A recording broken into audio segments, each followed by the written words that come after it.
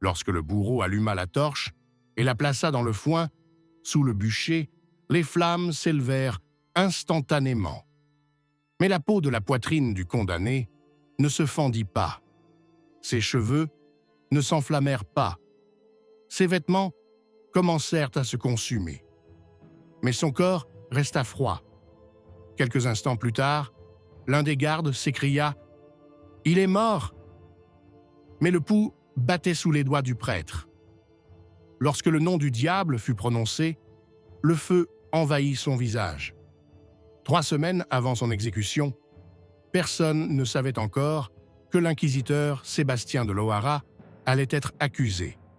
Il avait servi la foi pendant près de 30 ans, dont 10 en tant que doyen de tous les tribunaux de Castille du Nord.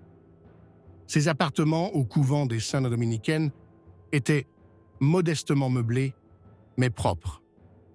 La nuit, il recevait les confessions, les sorcières capturées et les personnes soupçonnées de sorcellerie qui étaient amenées, ligotées, se souillaient de peur sur le seuil de sa cellule.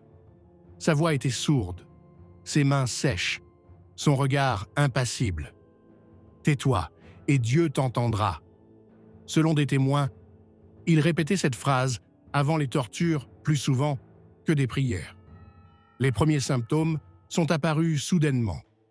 Selon les notes du médecin du monastère, vers le soir, le père Sébastien a commencé à trembler des membres, puis a été pris d'une salivation abondante, inodore mais abondante. Vers minuit, il a vomi du sang. Sur l'insistance du supérieur, on lui fit une saignée à l'intérieur de la cuisse. D'après le scribe, une substance épaisse et sombre, plus proche de la résine que du sang, s'écoula de la plaie. Des onguents à base d'oignons, de vinaigre et de graisse de chèvre restèrent sans effet.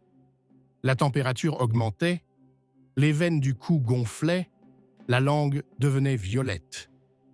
L'inquisiteur lui-même refusait de manger, ne demandait que de l'eau et répétait en regardant le plafond « Il y a du bruit. Arrêtez le bruit. » Le 3e jour, il perdit toute orientation.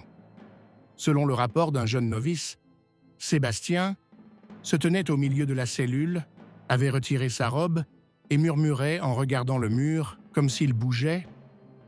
Lorsqu'on tentait de s'approcher, il se jetait en avant, se griffait, se déchirait la chair, puis tombait sans force. La peau de son dos était couverte de plaies qui éclataient, laissant échapper un liquide nauséabond. Son corps dégageait une odeur d'ail pourri, mêlée à celle de la chaux humide et de quelque chose que l'on sent dans les abattoirs, comme l'écrivit plus tard le pharmacien Gonzalez. Les médecins ordonnèrent d'appliquer un composé chauffant, un mélange à base d'extrait de glandes de castor, d'ammoniac, de cendre et de moutarde moulue. Ils frottèrent ses aisselles et son aine. L'inquisiteur hurla, non pas de douleur, mais à cause des mots que personne ne comprenait. « Je n'ai pas ouvert, il est entré tout seul, il est dans le miroir. » Puis, il perdit connaissance et ne reprit pas conscience avant le lendemain matin. Au 8e jour, son corps ne se soulevait presque plus. Son visage était défiguré. Ses paupières étaient enflées. Ses lèvres gercées. Ses gencives noircies. Le médecin du palais, appelé sur ordre du duc d'Asturie, consigna dans son rapport « D'après la couleur de l'urine et l'odeur nauséabonde qui se dégageait de sa bouche, ses organes internes étaient en état de putréfaction. Le souffle d'un être humain ne devrait pas sentir le pus s'il est encore en vie. » La garde limita l'accès à ses appartements. Seul le supérieur, le médecin et 2 novices pouvaient s'approcher. Les autres craignaient la contagion. La rumeur de la lèpre s'était rapidement répandue. Cependant, la maladie n'était pas transmissible. Aucun des soignants ne tomba malade. Néanmoins, l'un d'entre eux, frère Thomas, disparut peu après. On le retrouva plus tard pendu aux poutres de l'écurie du monastère. Il avait un rouleau dans la bouche Il a parlé à ceux que nous avons brûlés il y a longtemps. » Pendant ce temps, des rumeurs circulaient en Castille. Plusieurs jeunes juges ont demandé au chapelain royal de démettre Sébastien de ses fonctions, arguant que les maladies de cette origine n'étaient pas fortuites. D'autant plus que plusieurs nobles haut placés étaient sur le point d'être accusés de sympathie pour les nouveaux traités hérétiques. Une nuit, selon les archives du monastère, quelqu'un tenta de pénétrer dans la cellule du malade avec un poignard. Le soldat de garde fut tué d'un coup porté à la nuque. L'agresseur ne fut jamais retrouvé. Au bout de 10 jours, l'inquisiteur reprit conscience. Son regard était vague. Il avait la gorge pleine de salive et ne pouvait parler. On le lava avec du vinaigre chaud et on lui instilla de l'huile de serpin dans les narines pour atténuer la puanteur. L'un des prêtres décrivit ainsi la scène. « Jamais de ma vie je n'avais senti une odeur aussi infernale, et jamais je n'avais vu des yeux qui semblaient avoir été brûlés. » Le supérieur ordonna de placer près de son lit une croix et une lampe qui ne devaient être éteintes ni le jour ni la nuit. Chaque soir, le prêtre lisait des psaumes, et Sébastien lui-même, selon le témoignage d'un des scribes, murmurait des réponses qui ne figuraient pas dans ces psaumes. Parfois, lorsqu'on le laissait seul, des inscriptions apparaissaient sur les murs, comme griffonnées avec les ongles. On les effaçait avec de la chaux, mais elles réapparaissaient le lendemain matin. L'une d'elles disait « Le jugement a commencé ». Le 13e jour, les plaies sur sa poitrine s'ouvrirent complètement. Selon le pharmacien, la peau se détachait comme du vieux papier, laissant apparaître une chair noire et humide. Le matin du 14e jour, Sébastien a commencé à avoir des convulsions. Il se débattait, arrachait ses bandages, déchirait les draps avec ses dents. Après une nouvelle crise, il est resté longtemps silencieux. Puis, fixant le plafond, il a dit « Il chante pour moi, et maintenant, je chante avec lui. » 2 jours plus tard, la décision fut prise, il serait accusé. Les témoignages de plusieurs anciens prisonniers, les traces de rituels non autorisés, les objets trouvés, les traces de sang sur le sol de sa chambre, tout cela servit de prétexte. Il ne résista pas. Il ne dit rien pendant l'interrogatoire. Une seule fois, en entendant le mot « diable », il cria « Ne le nomme pas ! Tant qu'il n'est pas nommé, il est là !» Une semaine plus tard, les préparatifs pour l'exécution commencèrent. Il ne marchait pas. On le portait. Ses jambes étaient noires, pourries, couvertes de plaies ouvertes. Il respirait rapidement, mais superficiellement. Le bourreau refusait de le toucher. L'odeur était insupportable. Son corps fut enveloppé dans un chiffon humide pour pouvoir être transporté jusqu'à la place. La foule était silencieuse. Personne ne criait. Le bûcher s'enflamma du premier jet, mais le corps ne brûlait pas. Le corps résistait toujours au feu. Le 4e jour, après le verdict, alors que la sécurité avait été renforcée autour du tribunal et que la paille du bûcher avait été mélangée à de la graisse animale pour attiser les flammes, la chair de la poitrine du condamné noirissait, mais ne se désagrégeait pas. Les gardes ont noté dans leur rapport une odeur de cadavre à l'air libre, mais la peau est intacte. La foule était silencieuse. Les prêtres priaient de plus en plus fort et les juges ont commencé à détourner les yeux. Le matin de ce même jour, le greffier Jean de Marchis a écrit « Si ce n'est pas l'intervention d'une force maléfique, alors qu'est-ce que c'est ?» Le condamné s'appelait Étienne Broglie, ancien abbé du monastère Saint-Valentin, en Languedoc. Avant sa chute, il était un prédicateur connu pour ses interrogatoires cruels envers les femmes soupçonnées de sorcellerie. Après son arrestation, Il garda le silence. Lors d'aucun interrogatoire, il ne reconnut sa culpabilité, ni dans ses sermons, ni dans ses appels à une nouvelle interprétation des textes sacrés, ni dans ses conversations secrètes avec d'anciens cathares. Il fut torturé quotidiennement. Fer rouge, étirement des articulations, torsion des doigts, mais il ne livra aucun nom. Même après avoir eu la mâchoire brisée et les ongles arrachés, il garda le silence. Son crâne n'est pas rempli de chair, mais de ténèbres, nota l'un des inquisiteurs. Il fut détenu dans la cellule inférieure du monastère Saint-Just, une pièce en pierre sans fenêtre, avec de la boue sur les murs et de l'eau croupie sous les pieds. C'est là, après 2 semaines de détention, que ses blessures commencèrent à s'infecter.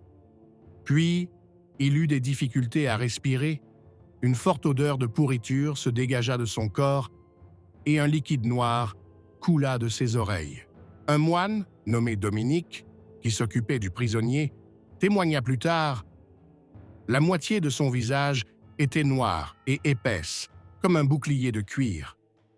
Il murmurait des prières que je ne connaissais pas. Parfois, il riait dans son sommeil. Parfois, il appelait les morts. Il disait qu'ils étaient assis sous la porte et priaient pour lui. » Quand Étienne fut conduit au bûcher, il ne résista pas. Ses yeux étaient larges et presque fermés. Ses lèvres étaient desséchées. Il restait silencieux. La cérémonie dura près de 3 heures. La foule exigeait qu'il avoue. Le prêtre lui proposa 3 fois de se repentir. Mais il se contentait de regarder en direction de la cathédrale et de murmurer des mots que même le traducteur grec ne parvint pas à déchiffrer. Au moment où les flammes touchèrent ses jambes, pour la première fois, il ne cria pas. 2 moines, pris de panique, se mirent à réciter des incantations de purification. L'un d'eux perdit connaissance. Le procès-verbal de cette journée consigne « Le feu se comportait comme un paria. Il ne consumait pas le corps, il le léchait et se retirait. » Vers le soir, la foule commença à se disperser. Les flammes ne parvenaient pas à traverser la couche de peau. L'un des bourreaux, dont le nom a été rayé du procès-verbal, avoua « J'ai versé de l'huile sur les os de ses talons, mais ils ne se sont pas brisés. » Au 5e jour, le corps était toujours sur le bûcher. La décomposition avait commencé. La tête était noircie, mais intacte. Le ventre était gonflé. Des fissures sur les côtés laissaient échapper des jets de puvère épais. Selon François, un serviteur, une ombre est sortie du nombril. Je l'ai vue aussi clairement que je vois ma main. Une substance sombre, semblable à du sang gras, s'écoulait des orbites. Des mouches ont commencé à se rassembler autour du corps. Certaines se posaient sur les livres sacrés. Les rumeurs se sont multipliées dans la ville. Certains affirmaient avoir vu, la nuit, les flammes du bûcher former des cornes. D'autres entendaient des chants dans une langue ancienne, interdite depuis longtemps. Un enfant tomba dans le coma, un autre se mit à parler d'une voix étrangère. La panique s'empara de la ville. Le 6e jour, un conseil secret fut réuni dans la salle du conseil. 3 anciens furent convoqués. L'un venait de Toulouse, l'autre de Rouen et le 3e d'Avignon. Tous 3 examinèrent les restes et arrivèrent à la même conclusion. Il n'y avait pas eu de mort. Le corps ne s'était pas décomposé. Une malédiction retenait la chair. On proposa alors de prononcer une formule ancienne. « Nomme-le, et il tombera. » L'un des anciens, le père Arnaud, prononça le nom. L'enregistrement a été fait d'après les paroles du garde. Il a dit cela, et au même instant, le feu s'est élevé vers le ciel, et la peau de la poitrine s'est fissurée et carbonisée. Les témoins ont noté qu'à ce moment-là, un gémissement étouffé s'est échappé de la bouche du mort, et des cendres ont recouvert tous ceux qui se trouvait près de la première rangée. L'un des prêtres fut aveuglé d'un œil. Le corps commença à brûler. Le lendemain, le rapport du préfet indiquait « Tout a été brûlé. Les os sont gris, les cendres sont mélangées, personne n'a survécu. » Mais au bout d'une journée, l'un des moines, un muet qui vivait dans la cellule voisine de celle du défunt, apporta un morceau de crâne. Selon les témoins, il y avait quelque chose qui ressemblait à une prière gravée dessus. Lorsqu'ils essayèrent de la déchiffrer, 3 des 4 personnes présentes tombèrent malades et moururent de fièvre dans les 2 jours qui suivirent. Par la suite, toute trace du crâne disparut des archives. Le corps n'avait toujours pas brûlé. Dès le 3e jour après le verdict, l'exécution fut reconnue comme un outrage à l'ordre naturel, et les cloches se remirent à sonner dans la ville, non pas pour appeler à la justice, mais comme un glas annonciateur. Selon les gardes, qui surveillaient le bûcher sur la place Sainte-Marie, dans la nuit qui suivit la 2e tentative infructueuse, les flammes s'élevèrent brièvement d'elles-mêmes, mais au lieu d'embraser le corps, elles se dispersèrent comme repoussées par une force invisible. Le greffier de service, qui y aurait été présent, a noté dans son rapport « Le feu s'est éteint dès qu'il s'est approché, et à nouveau, on a entendu comme la voix d'un vieil homme murmurant à travers les cendres. » Ce rapport a été classé secret quelques heures plus tard.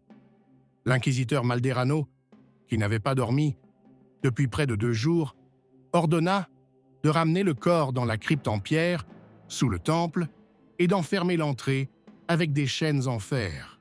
Il interdit même de mentionner le nom du brûlé, ordonnant de l'appeler uniquement « celui qui a été condamné ». Les serviteurs chargés de préparer une nouvelle exécution quittèrent l'église les uns après les autres, se plaignant de mauvais rêves, de démangeaisons aux yeux et de tremblements aux mains.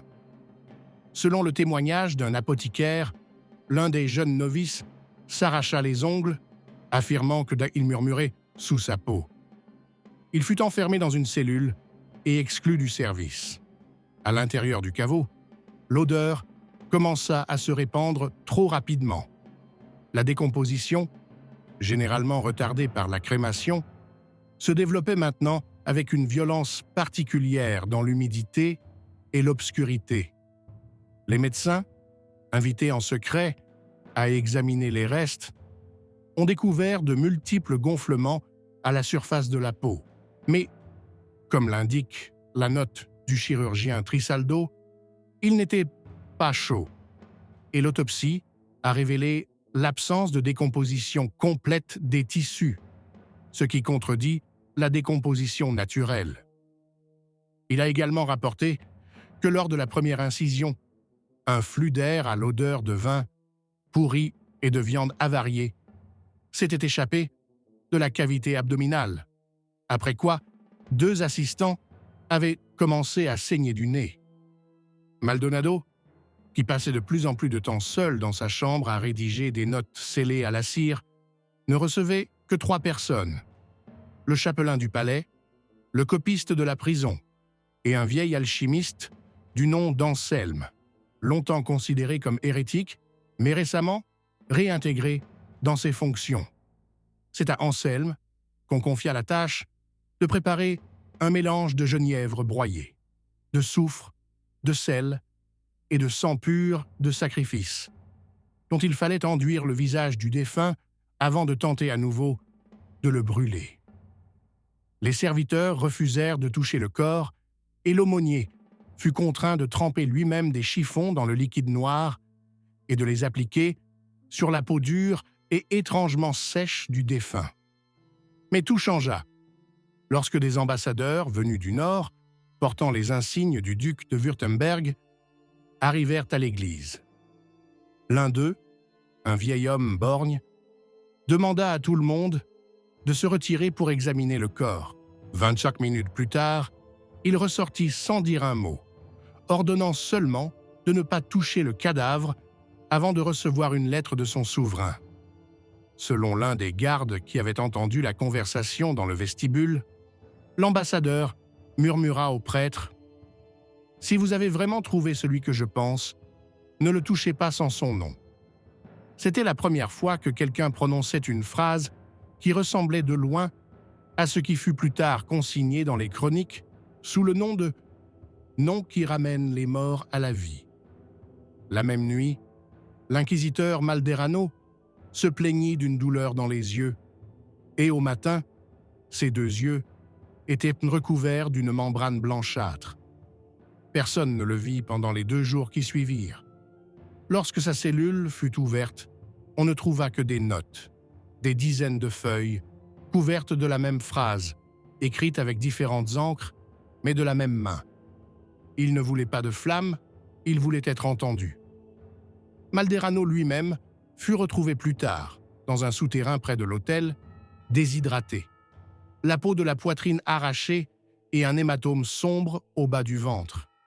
Le médecin qui l'examina nota « Il n'avait pas de pouls, mais sa bouche était entr'ouverte, et on entendait de l'intérieur quelque chose qui ressemblait à un faible chant. » Alors que la panique s'emparait de la capitale, des rumeurs selon lesquelles l'hérétique n'était pas un être humain, mais une imposture envoyée sur terre, se répandaient parmi le peuple, le tribunal ecclésiastique se réunit en urgence.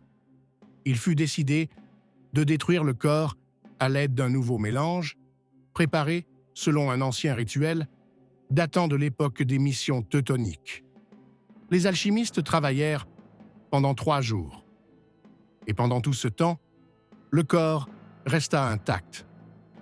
Ce n'est que pendant la nuit, au-dessus du sarcophage, selon les dires du gardien, que de la suie qui ne provenait pas des bougies a commencé à s'accumuler.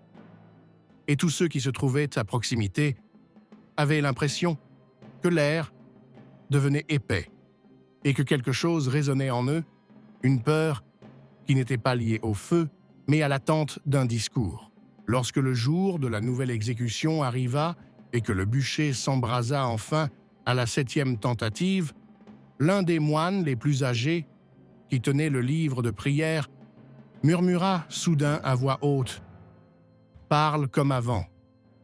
Et le corps, couvert de suie et de pommade, se mit à trembler. Mais pas à cause de la chaleur.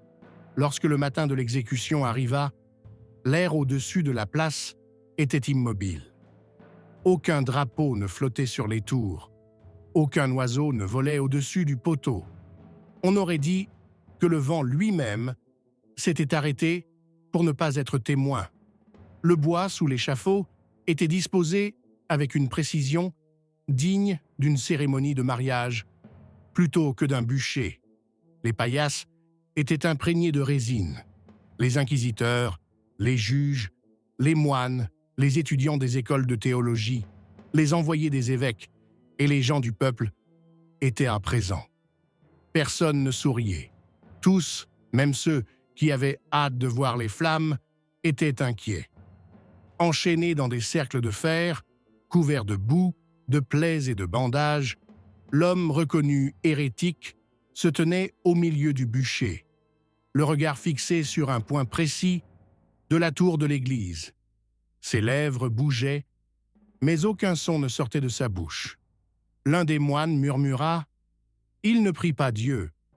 Selon le protocole, avant d'allumer le feu, le bourreau devait poser une dernière question. Quand il demanda « Regrettes-tu, mon fils ?» Le condamné leva les yeux. Ses pupilles étaient dilatées, mais sa voix était claire. « Non, parce que j'avais raison. Mais je vous en supplie, dites-moi son nom. » Personne ne comprit ce qu'il voulait dire. Le feu fut approché de la paille. Elle s'enflamma, crépita, mais s'éteignit aussitôt. L'opération fut répétée 3 fois. Les flammes s'élevaient, fumaient, mais le corps ne les acceptait pas.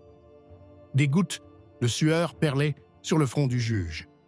La foule commença à murmurer. L'un des jeunes inquisiteurs pâlissait à vue d'œil. Le doyen tenta d'expliquer ce phénomène par l'humidité de l'air. Mais l'un des scribes des archives se leva et déclara « Le procès-verbal indiquait qu'il avait juré que le corps ne s'enflammerait pas tant que quelqu'un n'aurait pas prononcé le nom du prince avec lequel il avait parlé dans sa cellule. » Une dispute éclata. Les inquisiteurs supérieurs exigèrent de continuer sans prêter attention à cette hérésie. Mais la foule avait déjà entendu. Quelqu'un s'écria « Il a conclu un pacte ». Un autre répondit « C'est juste une ruse pour échapper aux flammes ». Puis une femme assise sous le clocheton prononça le nom. Elle le murmura 2 fois, 3 fois, et le feu s'embrasa avec une telle violence qu'il projeta 2 bourreaux en arrière. La chair du condamné commença à brûler presque instantanément. Un cri s'échappa de sa gorge, mais beaucoup affirmèrent que ce n'était pas sa voix. Des rapports ultérieurs décrivirent que des étincelles semblables à des insectes s'échappaient de la bouche du corps en feu.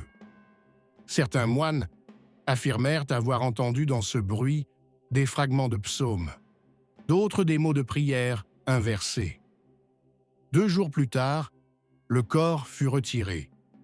Il ne restait plus que la colonne vertébrale brûlée et le crâne, carbonisé, mais intact.